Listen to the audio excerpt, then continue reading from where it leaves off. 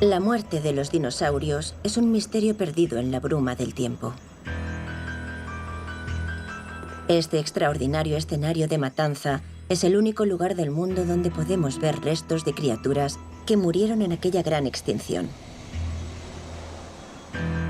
Y en el corazón del mismo se oculta uno de los mayores misterios de la ciencia. Sabemos que los dinosaurios murieron por el impacto de un gran asteroide contra la Tierra. Pero ¿cómo pudo matar no solo a los dinosaurios del lugar, sino a todos los que habitaban el mundo? ¡Allá vamos! Hemos accedido en exclusiva a una extraordinaria expedición para ahondar en el cráter del asteroide. Y lo que están descubriendo es mucho más increíble de lo que Hollywood podría llegar a imaginar. El asteroide desencadenó una imparable y letal cadena de sucesos. Y ahora, gracias a los descubrimientos de esta expedición, podemos revelar exactamente qué pasó el día en que murieron los dinosaurios.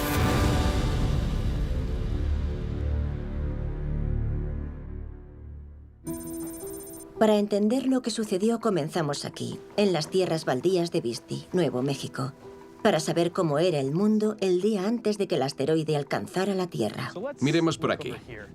Los paleontólogos Steve Prusate y Tom Williamson buscan fósiles de dinosaurios. Un arroyo. Eso parece un hueso. ¿Es una tortuga? Esta es una de las áreas más ricas en fósiles del mundo. Sí, es un hueso. Vale. Anda, mira eso. Tiene una capa de hueso. Muchas veces recorremos estas tierras baldías buscando cosas que sobresalgan entre las rocas. Esa es la primera pista. Esto sobresale bastante. Por su forma sabemos que formaría parte de la columna vertebral de un dinosaurio. Es un hueso de la columna de un dinosaurio con cuernos. Probablemente fuera de un Pentaceratops, que significa cara de 5 cuernos.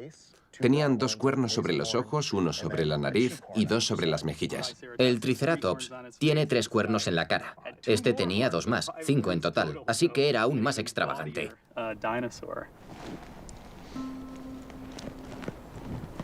Antes de extraer el fósil, Steve y Tom deben envolverlo en yeso con la esperanza de que, 66 millones de años después, no se fracture al sacarlo. Ya. ¿Listo? Sí, vale. Ahí está. ¡Qué bien! Mira eso. No está mal. Es una maravilla. Aquí está, en el otro lado. Esto formaba parte de la columna vertebral del Pentaceratops y quedaría más o menos por aquí.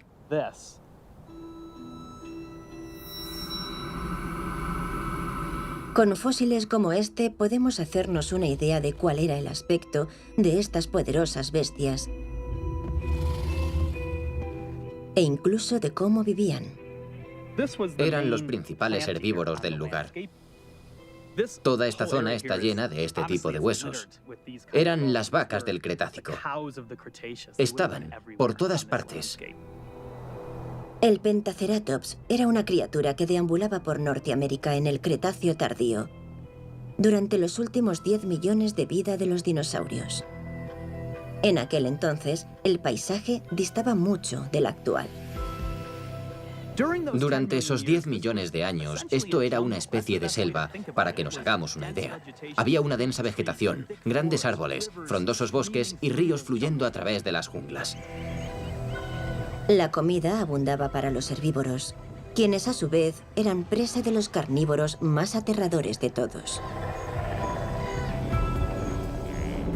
De esos herbívoros se alimentaban unos de los dinosaurios más famosos de todos, los tiranosaurios. Así que había Tyrannosaurus Rex aquí, en Nuevo México. Pero también está el abuelo de este, el Vistayéversor, el cual contaba con unos 60 de estos afiladísimos dientes y los utilizaba para triturar los huesos de estos dinosaurios herbívoros.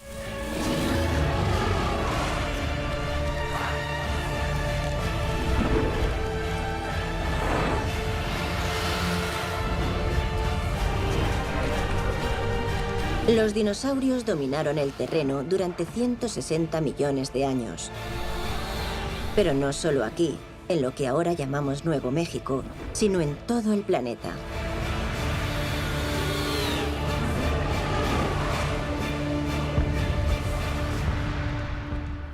Así era el mundo hace 66 millones de años.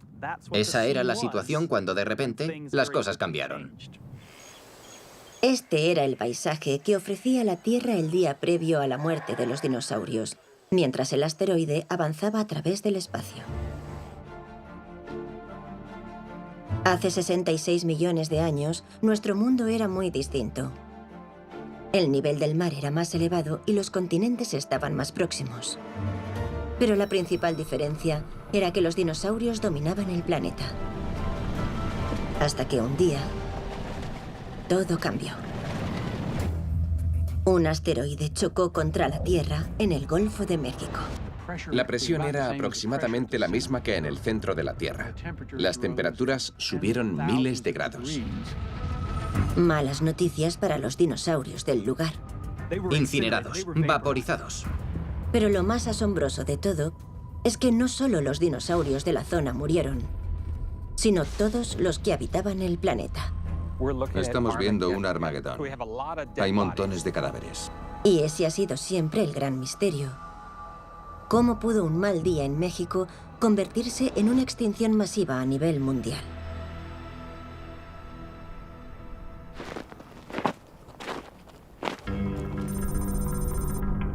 El geólogo Som Galik espera resolver el misterio de una vez por todas.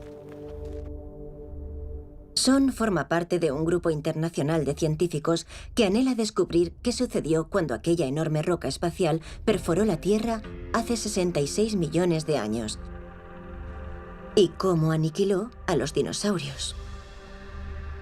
Una misión que comienza en un cráter de asteroide mucho más reciente y pequeño aquí, en Arizona. Este cráter lo creó el impacto de un asteroide de unos 50 metros sobre la Tierra hace unos 50.000 años y mide sobre 1,5 kilómetros de diámetro. Se trata de un cráter bastante pequeño, en forma de cuenco. Estudiando la forma del cráter y las capas de roca, los geólogos pueden hallar datos forenses sobre el momento del impacto y la magnitud de la explosión. Todo sobre esa línea roja que vemos ahí es material que estaba enterrado. Fue elevado y ahora vemos del revés, como una pila de material roto. Los efectos del impacto de este asteroide serían relativamente locales. Este chocó a unos 40.000 kilómetros por hora. Y a 10 kilómetros de aquí llegó la bola de fuego. A unos 20 kilómetros la onda expansiva. Y a unos 40 vientos huracanados. Pero no dejó de ser un día horrible solo para el norte de Arizona.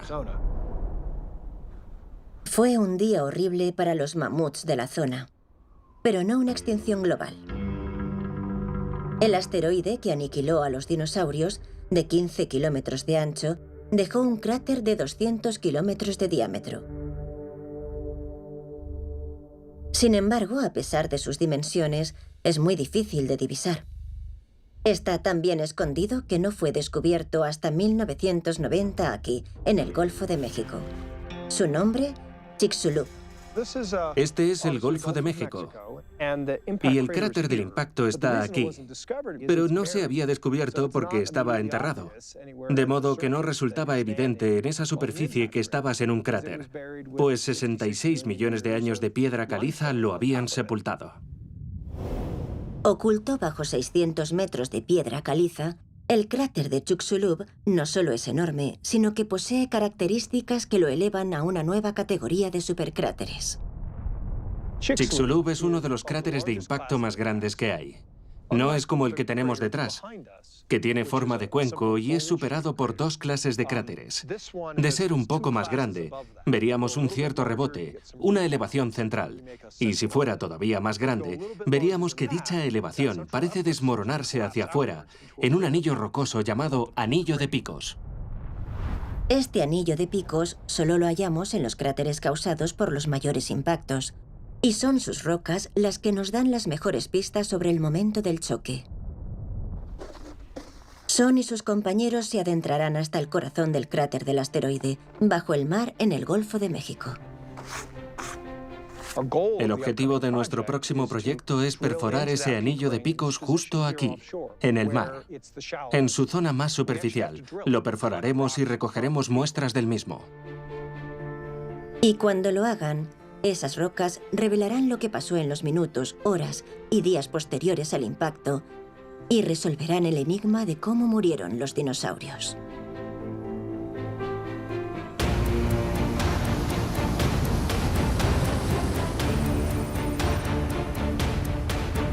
Tras 20 millones de planificación y con un equipo internacional de científicos de 11 países, la perforación de este ambicioso proyecto para investigar el cráter de Chicxulub está por comenzar. Ahora mismo, bajo la plataforma de perforación y también bajo nuestra embarcación, se encuentra el anillo de picos de Chicxulub, sepultado bajo 66 millones de años de piedra caliza. Hemos escogido esta zona porque es el lugar donde el anillo está más cerca del actual lecho marino. Esos pilares son más altos de lo que imaginaba. Ya. Sí.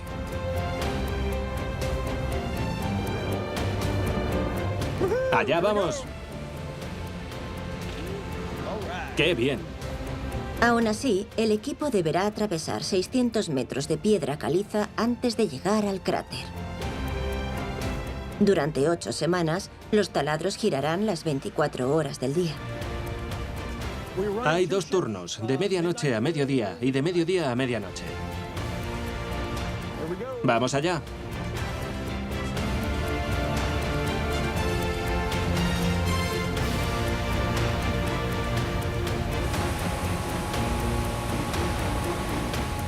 Esta es la broca. Cada uno de estos pequeños nódulos es diamante industrial. Intentaremos que aguante unos 100 metros. Es un gran esfuerzo a escala humana. La gente tiene mucha ilusión por la ciencia. Y de eso se componen los sueños científicos.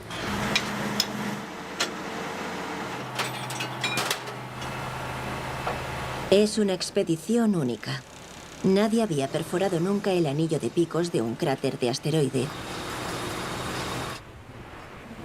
Pues Chicxulub es el único en la Tierra cuyo anillo sigue intacto. El siguiente más cercano está en la cara oculta de la Luna. La coordinadora e iniciadora de la expedición es Joe Morgan.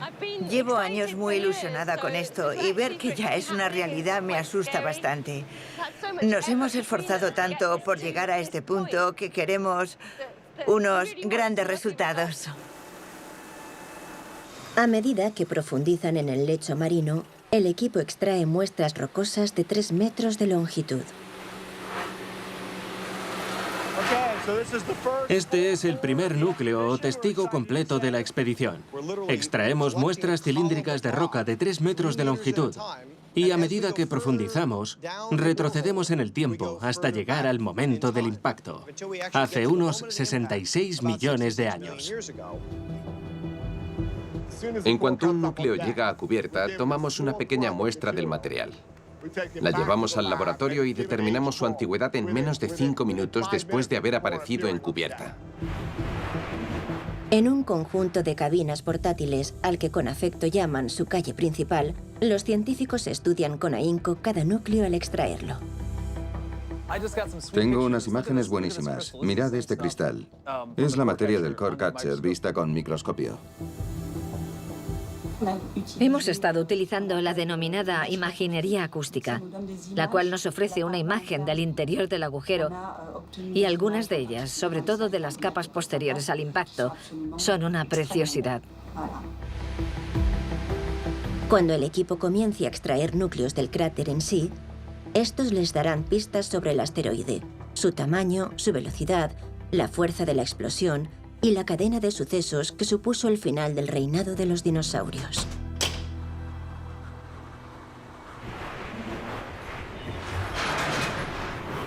Pero antes extraerán núcleo tras núcleo a partir de las capas de piedra caliza e inspeccionarán cada muestra buscando algún indicio de cambio que indique que se acercan al cráter.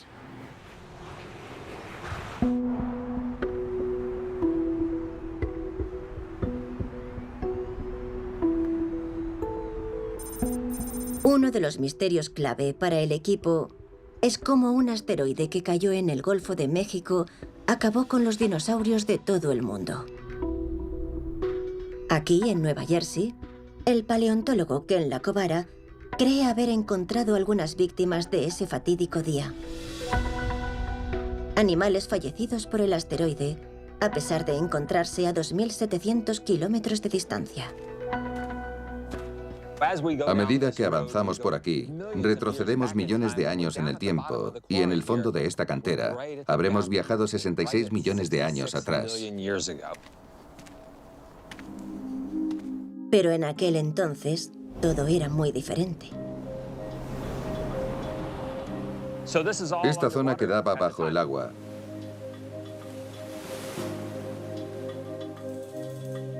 Si miramos las copas de los árboles más altos a unos 20 metros de altura, podemos imaginar el nivel del océano hace 66 millones de años. Y en el fondo de la cantera, Ken ha ahondado en el lecho de ese antiguo mar. Es precioso. Aquí empiezas a oír cómo cruje un poco.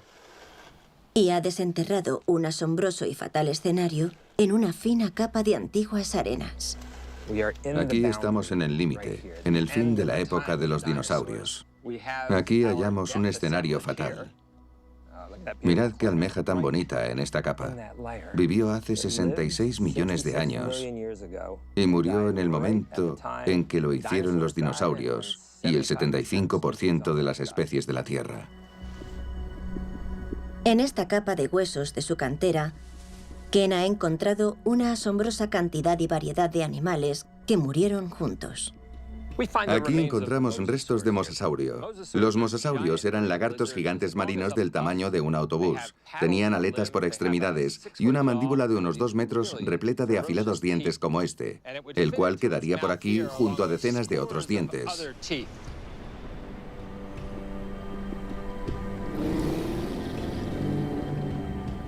En la parte superior de la garganta tenían otro par de mandíbulas y estos dientes quedaban hacia atrás, evitando que sus presas lograran escapar.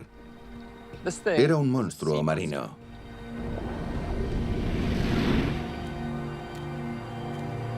Había una increíble variedad de criaturas, tanto grandes como pequeñas, pero lo más asombroso es que muchos de sus esqueletos siguen unidos. Este hermoso fósil es de un antiguo cocodrilo marino. Tenían un hocico larguísimo que hacía así y estaba lleno de dientes. Estos animales se colocaban en el fondo del mar con la boca abierta, esperando que algo entrara nadando y... ¡bam! Eran depredadores de emboscada. Como vemos, el esqueleto está articulado, lo que significa que sus huesos siguen conectados como cuando vivía. Esta es una pista de lo que sucedió ese día. Murieron aquí y poco después quedarían sepultados. A medida que se desvelan pistas, resulta evidente la masacre en masa aquí acontecida. En un pequeño rincón de la cantera, Ken y su equipo descubrieron un escenario de matanza en que los fósiles descansan tal y como fueron encontrados. En 5 años de excavación, 25.000 fósiles. Hay muchos cadáveres. Estamos viendo un Armagedón. Estos animales convivían y murieron juntos de repente. Quedaron rápidamente sepultados. Y ahora tenemos ante nosotros el escenario fatal que se produjo hace 66 millones de años. Desde los arenques de dientes de sable hasta los cocodrilos, caracoles y tortugas, nada escapó a la matanza. Por las diferentes especies que hallamos aquí, vemos que fue una catástrofe generalizada. Ken cree que estas son las primeras víctimas de la colisión en ser descubiertas. Y piensa que ha encontrado la prueba que lo demuestra. Lo que vemos aquí, estas cosas tan diminutas, son esférulas de cristal. Cuando un asteroide golpea la Tierra, las rocas se derriten y estas vuelan hasta la atmósfera, pero al enfriarse tan rápido no pueden volver a convertirse en rocas, sino que se transforman en cristal y del cielo empiezan a llover pequeñas gotas de cristal fundido, las cuales encontramos en esta capa de huesos, en la capa de muerte en masa que vemos aquí. Pero aún hay más. Además de esférulas, también encontramos cuarzo chocado, diminutos granos de arena con unas peculiares líneas de fractura. Presenta un patrón muy distintivo. Las únicas formas que conocemos de formar cuarzo chocado son la detonación nuclear o el impacto de un asteroide. Y dudo mucho que los dinosaurios tuvieran armas nucleares. Cada vez son más las pruebas que apuntan a que estos animales fueran víctimas del impacto meteorítico, las primeras halladas en todo el mundo. En la cantera de fósiles, en la capa de huesos, tenemos cuarzo, esférulas y también cadáveres. Creo que todo apunta a que nos encontramos ante seres que perecieron en el crucial y calamitoso día que acabó con los dinosaurios y moldeó el mundo moderno tal como lo conocemos. Si se pudiera llevar a juicio al asteroide, estas pruebas bastarían para condenarlo. Este es el único lugar del mundo donde se pueden ver restos de criaturas que murieron a causa del impacto del asteroide. Pero la pregunta sigue siendo la misma.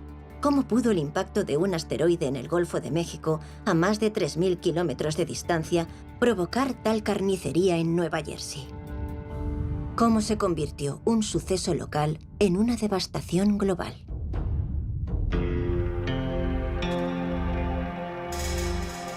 Y el misterio crece aún más considerando que en relación con nuestro planeta, el asteroide era diminuto. Si la Tierra fuera del tamaño de esta bola de bolos, el asteroide que nos golpeó hubiera sido del tamaño de apenas uno de estos granos de arena. Por tanto, no desplazó a la Tierra de su eje.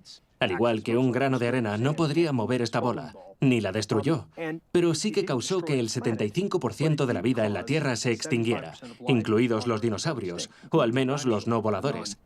Entonces, ¿cómo fue posible? Pues bien, creemos que cayó en un punto realmente malo. Volvemos al Golfo de México, donde la perforación continúa. La expedición espera llegar al cráter en cualquier momento y alcanzar las rocas que desentrañarán el misterio de qué hizo posible aquella aniquilación global. Déjame ver esto en el microscopio. Yo diría que es de hace unos 64 millones y medio o 63 millones y medio de años. Vaya. Esto era E4, que equivale a unos 53 millones. ¿Y ahora dónde estamos? En 63. 10 millones. Sí, es una buena estimación. 10 millones de años en 3 metros. En 3 metros. Estábamos estancados en la misma zona, avanzábamos muy lento y de repente, ¡bam!, un gran salto en el tiempo.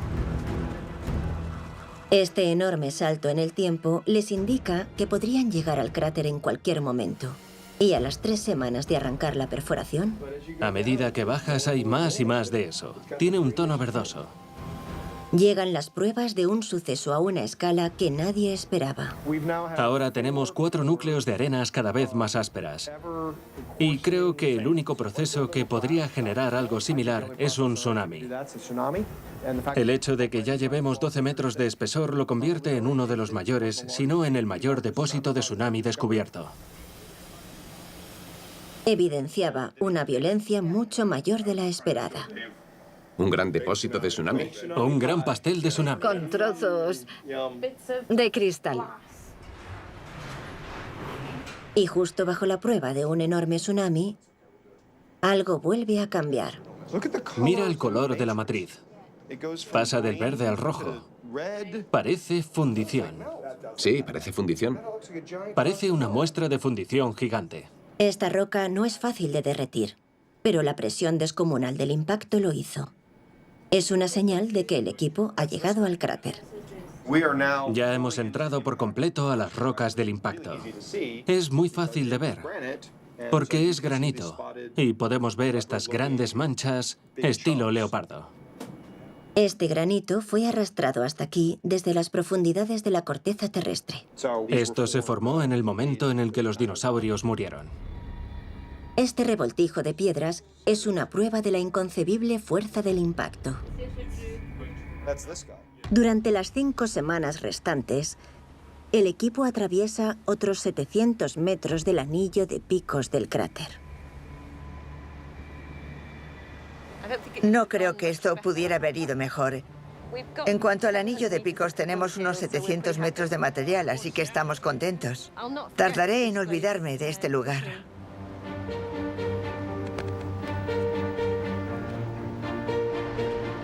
Son, Joe y el equipo se marchan con su preciada carga. En ella se ocultan las pistas sobre cómo murieron los dinosaurios.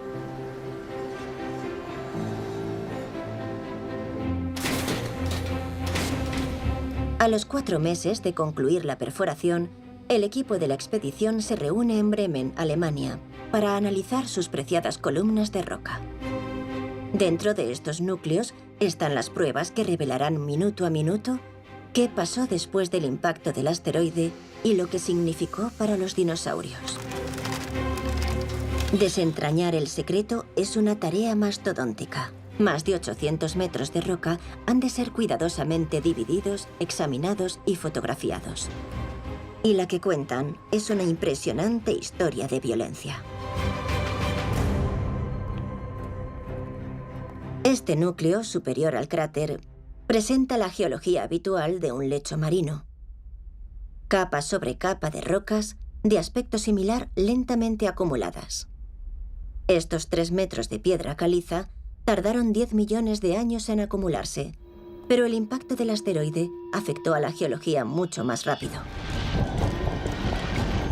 Los siguientes 600 metros de roca fueron depositados en un solo día a medida que la fuerza del impacto atravesaba la corteza de la Tierra como masilla, dejando capas de granito, arena y roca derretida en un caótico amasijo. Lo que tenemos aquí es granito, como el que tenemos en la encimera de la cocina, solo que este proviene del cráter de Chicxulub y ha sido sometido a mucha presión, un granito estresado. La transformación de este granito estresado es la prueba que explica lo que sucedió en los primeros segundos del impacto. Aquí tengo un ejemplo de cómo sería el granito normal. Podemos comprobar lo duro que es. Y si lo cortáramos, podríamos hacer una encimera con él. Es un material muy sólido. Esto, por otra parte, ha cambiado totalmente debido a las ondas de presión que lo atravesaron tras el impacto. Es muy ligero y bastante frágil, porque ha sido muy estresado, muy dañado. Originalmente, todo esto estaba a unos 10 kilómetros de profundidad en la corteza, pero aquel proceso lo elevó y se desmoronó hacia afuera, formando todo un anillo de montañas de este granito. Y lo increíble es que todo ocurrió en cuestión de minutos. Basándose en las pistas del núcleo, el equipo puede reconstruir al detalle el impacto de Chicxulub. Un cuerpo rocoso de unos 15 kilómetros de diámetro se aproximaba a la Tierra a unos 60.000 kilómetros por hora. Visto desde el planeta, habría pasado de ser un punto en el cielo a impactar contra él en apenas segundos. Demasiado rápido para verlo acercarse. Cayó en las aguas costeras del norte de México. El asteroide se evaporó al instante y las rocas de la corteza terrestre se desintegraron por el golpe, el cual generó un agujero de unos 30 kilómetros de profundidad y 100 de diámetro y expulsó el granito enterrado hacia arriba.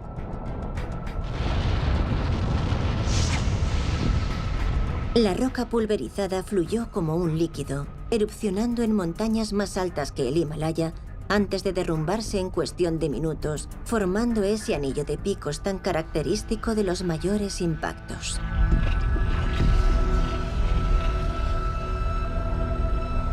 La Tierra se vio sacudida. Y por fin, 66 millones de años después, el relato de aquellos violentos 10 minutos ha sido revelado. En este núcleo está la prueba de lo que sucedió después. Esto es único. Contiene una mezcla de cosas que normalmente jamás encontrarías cerca, lo cual es alucinante. Si nos fijamos en los pedazos de roca, vemos unos con ángulos, con esquinas, y otros bastante redondeados.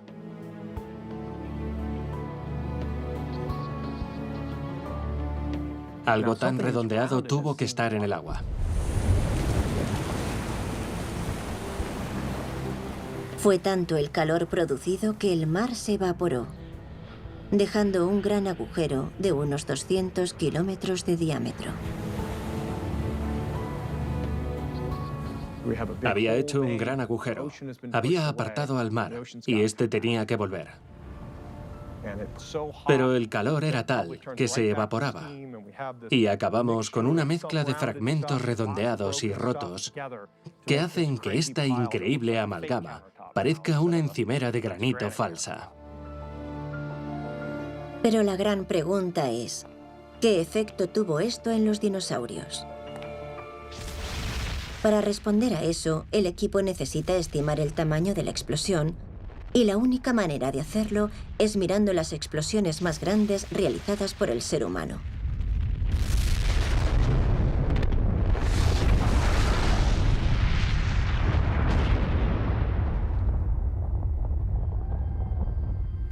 Este es el emplazamiento de Pruebas de Nevada, el lugar más bombardeado de la Tierra. 928 de las mayores explosiones nucleares jamás realizadas se vieron aquí. Explosiones que pueden ayudar a los físicos Mark Boslow y David Dearborn a calcular el tamaño de la explosión del asteroide. Bonita chimenea. Sí, y con las ventanas dobles enmarca bien dónde se produjo todo. Sí, veo la dirección de la que vino la explosión. Esta casa pertenecía al pueblo de Doomtown, construido para estudiar los efectos de una explosión nuclear. Sobrevivió a una detonación conocida como Apple II en mayo de 1955.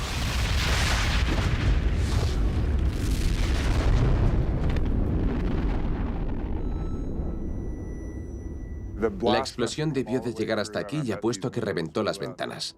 Esos trozos de cristal se verían presionados por un viento de unos 150 kilómetros por hora. Las ventanas desaparecerían, sí. Estallarían, seguro. Y veo que esta chimenea tiene una grieta. La parte superior de la chimenea se giró. No solo se giró, sino que se desplazó. La mayoría de daños los hizo la bola de fuego, el calor que generó y su onda expansiva. Las casas que estaban aún más cerca no sobrevivieron. Las pruebas como estas son muy importantes. Aquellos que trabajamos en impactos de asteroides, de manera natural empezamos a compararlos con explosiones nucleares, pues son fenómenos similares. Los investigadores tenían cámaras de alta velocidad, medidores para determinar la intensidad de la onda de choque, la onda expansiva en el aire.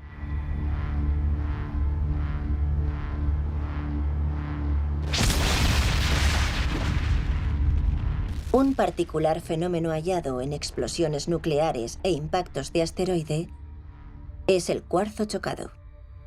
La presión de la onda de choque de una explosión nuclear es tan alta que supera la fuerza de un cristal.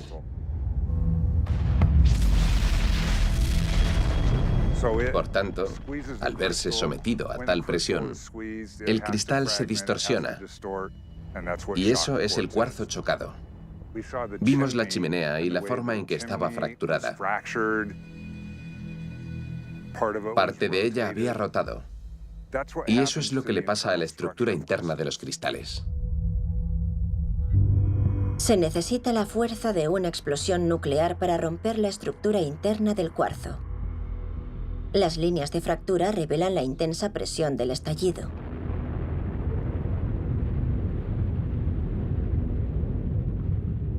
Pero esto no es nada en comparación con la presión desatada en Chicxulub.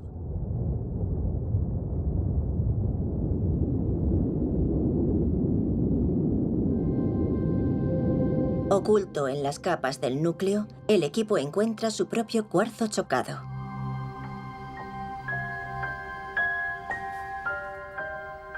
Este es un trozo de cuarzo chocado que extrajimos hace poco de Chicxulub, visto bajo el microscopio. Y en él tenemos muchas líneas. Cuantas más líneas vemos en diferentes direcciones, mayor fue la presión a la que fue sometido. Y hallamos piezas como esta en todas las rocas del impacto. Basándose en el estudio de las explosiones nucleares, Joe ha podido calibrar la magnitud de la explosión. Utilizamos exactamente los mismos hidrocódigos que utilizan para modelar explosiones nucleares. De hecho, hemos robado esos códigos y los hemos aplicado a nuestras simulaciones de formación de cráteres de impacto. Este suceso fue equivalente a 10.000 millones de Hiroshimas. Fue descomunal, el más grande de los últimos 100 millones de años, lo más catastrófico que le ha pasado a la Tierra.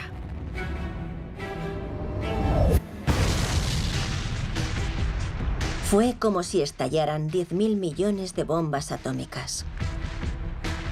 Generó una bola de fuego que llegó a alcanzar los 10.000 grados centígrados. Además de una onda de presión que lo redujo todo a pedazos.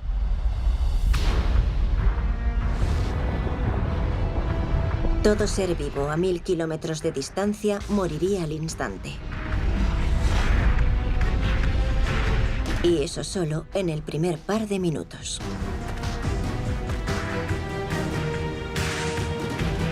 Entonces, ¿cuál sería el efecto de la explosión en dinosaurios como los que habitaban las tierras baldías de Nuevo México? Estando aquí, me cuesta muchísimo imaginar cómo sería esto hace 66 millones de años, cuando todo cambió. Al principio de aquel día, toda esta zona estaría repleta de dinosaurios. Y después, a unos 2.000 kilómetros en esta dirección, hacia el sureste, el asteroide impactó contra la Tierra. Y los dinosaurios no tardarían en percatarse de que algo andaba mal, pues verían una enorme nube roja con forma de hongo ocupando gran parte del cielo. Pero eso no habría afectado mucho a los dinosaurios. Lo habrían visto, pero no les habría perjudicado. Ahora sus primos en Texas, 1000 kilómetros más cerca del impacto, quedarían abrasados, incinerados, desintegrados. Pero en todo el mundo, la mayoría de los dinosaurios seguían con vida. Los monstruos marinos de Kenla-Cobara, en Nueva Jersey, seguían nadando felices.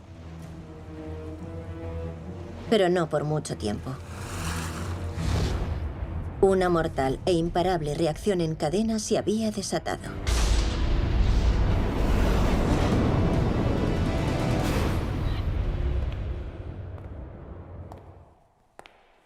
Un núcleo en particular del cráter de impacto revela cómo un mal día en el Golfo de México acabó convirtiéndose en un desastre global para los dinosaurios. Ahora mismo estamos en la parte superior de la capa límite. Y este es el famoso núcleo 40 que tanto nos emociona. Si nos fijamos, vemos algunas capas oscuras y pensamos que pueden ser rastros del asteroide o de algo en las profundidades de la Tierra que fue elevado. Pero lo importante no es solo lo que está en las capas, sino el viaje que emprendió el material. Creemos que dio un par de vueltas alrededor del planeta antes de volver hasta el cráter. Es la prueba de una enorme eyección de rocas pulverizadas y restos de asteroide.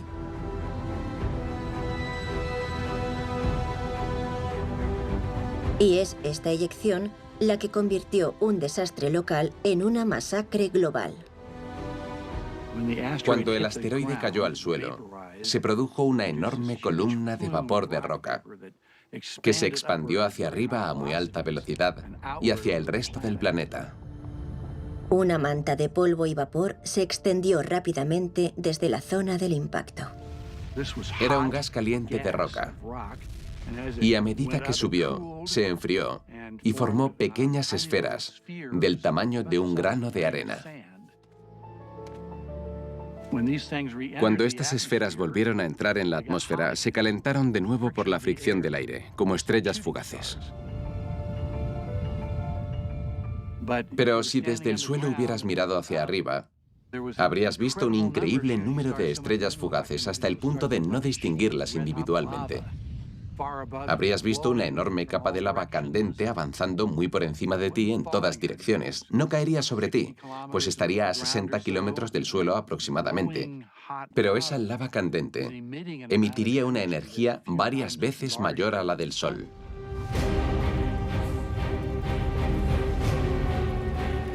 A medida que la eyección se expandió, las temperaturas en el suelo se elevaron a varios cientos de grados, provocando terribles incendios a su paso. No era un incendio normal. Este se inició en todas partes, por lo que era un incendio masivo. Y estos pueden ser mucho más abrasadores que un incendio normal. Todas las hojas en el suelo prendieron, y también las de los árboles y la maleza.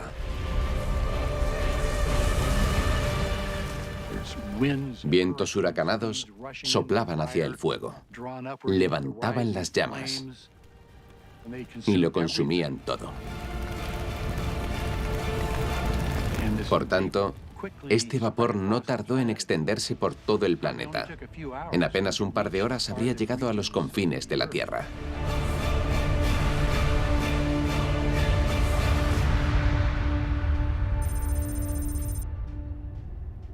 En las tierras baldías de Nuevo México, los dinosaurios habían escapado a la explosión inicial, pero esa manta de fatalidad avanzaba rápidamente hacia ellos. En apenas 11 minutos, el cielo comenzó a oscurecerse.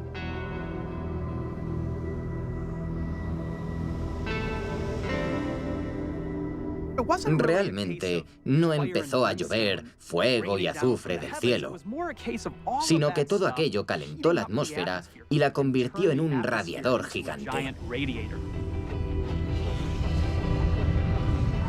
Durante varios minutos, la lava en el cielo emitía un fuerte calor.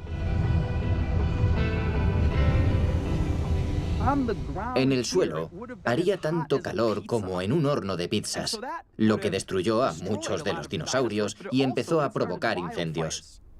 En cuestión de 2 horas, todo este paisaje había cambiado por completo. La mayoría de los dinosaurios habían desaparecido y un nuevo mundo empezaba a surgir. El desastre se extendió por todo el globo. Pero había zonas en las que los dinosaurios podrían haber escapado de los incendios. Y no explicaba la matanza de la cantera de Ken. El mar no se incendió. Sin embargo, les aguardaría un devastador golpe final. Y la prueba no está presente en los núcleos, sino ausente en ellos. Un particular mineral de sulfato. Esto es yeso. En el momento del impacto en Yucatán había yeso, un material que contiene sulfatos. Teniendo en cuenta que el asteroide aterrizó en aguas poco profundas, se esperarían grandes cantidades de yeso en el cráter. Si nos fijamos en el núcleo recuperado del cráter de Chicxulub, no encontramos nada de yeso. No hay nada. Debería estar lleno de yeso, pero no es así, lo cual significa que en el momento del impacto, casi toda la secuencia de yeso presente en el objetivo pasó a la atmósfera. Esta es tal vez la mayor revelación de todas. El equipo ha descubierto que la cantidad de este dañino sulfato en la atmósfera debió de ser enorme, mucho mayor de lo imaginado. Este material, evaporado por el impacto y liberado a la atmósfera, fue el asesino. El yeso como este fue lo que mató a los dinosaurios. Esta vasta nube de polvo sería el colmo para los dinosaurios supervivientes. La propagación de restos bloqueó los rayos del sol y la luz se apagó.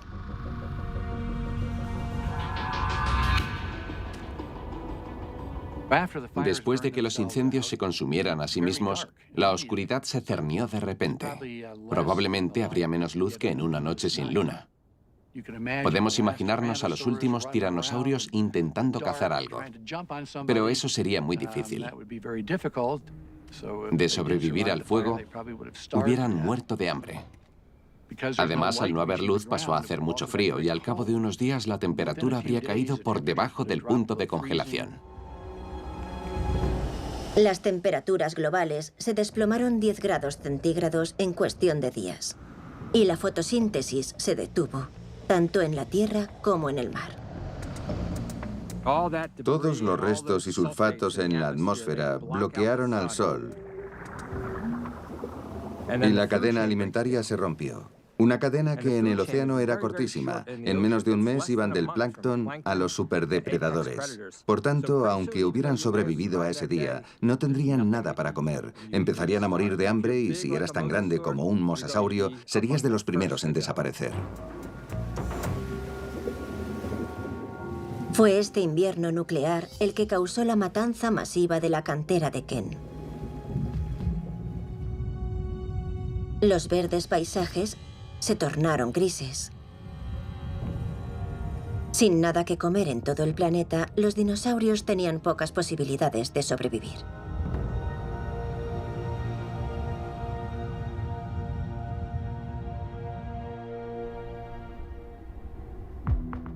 Después de muchos meses de oscuridad, la luz del sol regresó paulatinamente a la superficie y con ella un nuevo desarrollo. Las criaturas supervivientes habían heredado la Tierra. Lo que tengo en la punta del dedo es un diente inferior de un mesotma. Era un pequeño animalito del tamaño de un ratón. Este diminuto pero resistente mamífero es una de las pocas especies que sabemos que sobrevivió a la devastación global. Es un diente muy afilado y podía alimentarse de insectos y semillas, por lo que no dependía de la fotosíntesis.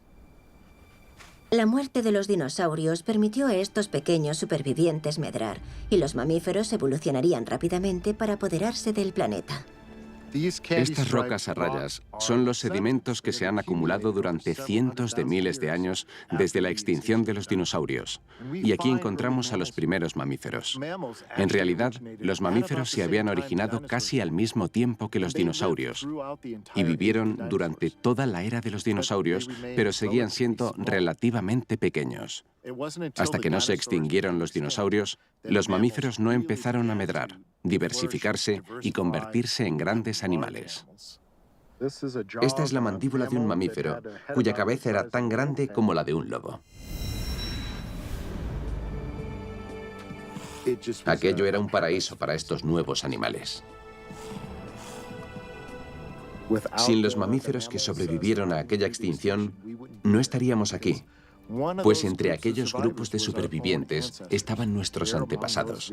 Fueron de los pocos mamíferos que sobrevivieron a la extinción. Fue un golpe de suerte que allanó el camino a nuestra propia evolución. Si el asteroide hubiera impactado apenas unos segundos antes o después, la historia hubiera sido muy distinta. El punto en que cayó fue especialmente desastroso para la vida. Una gran cantidad de material volátil fue liberado a la atmósfera. Si hubiera impactado en un momento ligeramente distinto, con la rotación de la Tierra podría haber caído sobre el Océano Atlántico o el Pacífico. Y de haberlo hecho ahí y no en México, tal vez este suceso no hubiera sido tan importante como para ser el fin de la era de los dinosaurios. De hecho, es posible que no hubiéramos llegado a apoderarnos del planeta.